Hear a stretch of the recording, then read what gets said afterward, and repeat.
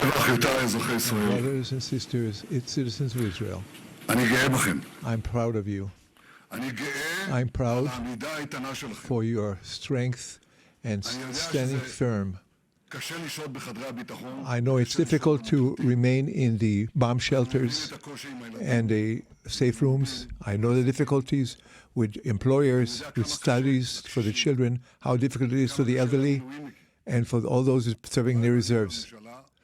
And we, in the entire government, are working daily in order to make it easier for you to open up the education, also the marketplace, to also have help everyone, families, businesses, etc. We are spending a great deal of money, and we will have to add more and more to do so. One thing I know for sure, I know that you're listening, listening to the instructions and going to the protective spaces. All of that gives us, to the IDF and the security forces, to continue fighting, to continue the effort to reach the targets, the goals of this campaign. Oh, the whole world knows we are a nation of lions. Everyone knows it from your own home, from your own families. The lion's roar is echoing the world over. We are focusing on three targets: to destroying the nuclear Iranian ambitions, the ballistic campaign, and to allow the Iranian people to take control of their country. And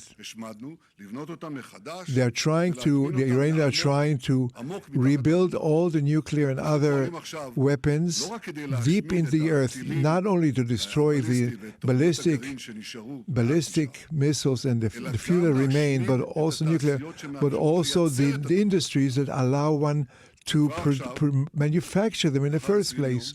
After 20 days, I can declare to you, Iran cannot enrich uranium and cannot produce ballistic missiles.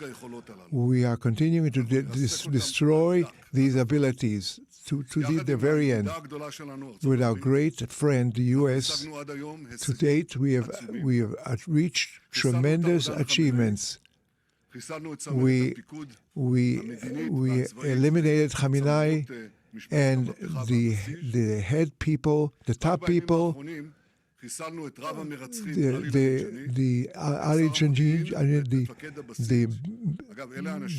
intelligence head, the one who, by the way, butchered huge number of people in Iran themselves. Doesn't matter who replaces them. We are seeing to it that the period of time that any of those in these militants will be destroyed, and those that will follow them as well. We are doing it daily and hourly.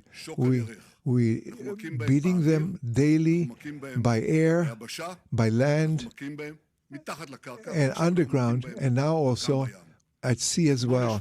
Yesterday we destroyed their entire navy in the Caspian Sea. We destroyed one naval section, and the U.S. the other naval group. We see that the Revolutionary Guards will know those murderers, that we'll find them everywhere, including in the mountains. You see how these murderers, they are running away in every direction in fear. I can tell you one thing. It's too early to say whether the Iranian people will utilize the conditions that we have created in order for them to do so. We're working towards it, but ultimately it will depend only by the Iranian people on them. It doesn't mean in the meantime that the regime is not trying to attack us, and it hurts. It causes casualties with us. And I want to tell all these families who have suffered to express our condolences, and to those who are injured, speedy recovery. But whatever they're doing to us is a tiny fraction of what they plan to do for us. Do you remember what happened in the previous war? Thousands of Radwan fighters were literally on the border.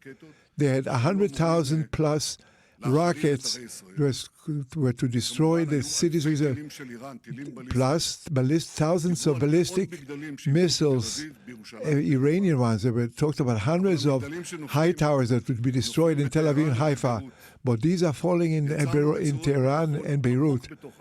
We have created a security area in Syria and in Lebanon, deeply into Lebanon, including the mountain of Hermon top. I promised you in the first day of the war, previously, we're going to change the Middle East, and we have changed it in the previous. It's unrecognizable. Already you can determine that the state is stronger than ever. Iran is weaker than ever. The most dramatic, the big dramatic thing that happened is the power of Israel. It has become a great nation in the Middle East, and some say a worldwide one. We are leading the free world in the fight against the forces of evil. We are working on. We have new alliances and working on additional ones. We brought with us, it's a power that has never existed in history. The cooperation between us and our good friend, my good friend, Trump, is great. We are holding we have David's sword in our hand, which is sharper as ever, and our other hand is outstretched for peace. Whoever wants to make peace with us, we will shake his hand. Anyone else will cut off his hand, whoever is against us. This will prove as Joshua said, son of Bin, don't fear, be strong, for so God has willed for all your enemies. You, citizens of Israel, ask, how long will this take? And I'm saying it will take as long as necessary. I'm asking you one thing, I only ask you. Please stand strong and erect. Stand with us, and with the help of God, we will stand together, and together we will win. Speaking in English? עכשיו הוא ידבר באנגלית. Welcome to the foreign press.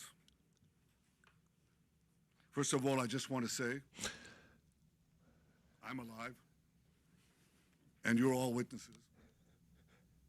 Now that I dispatched this piece of fake news, I want to give you an update on Operation Roaring. These cluster missiles, which seem to get through the Israeli defenses with greater frequency than just the standard missiles do. Sandra said the Prime Minister there saying, how long will this take? It will take as long as is necessary. That's a real open-ended sort of commitment for the Israeli people who have been going through so much hardship. Ending that speech was Stand Tall and We Will Win. Be sure to like and subscribe for all the Fox News latest on YouTube, and catch full shows streaming now on Fox One.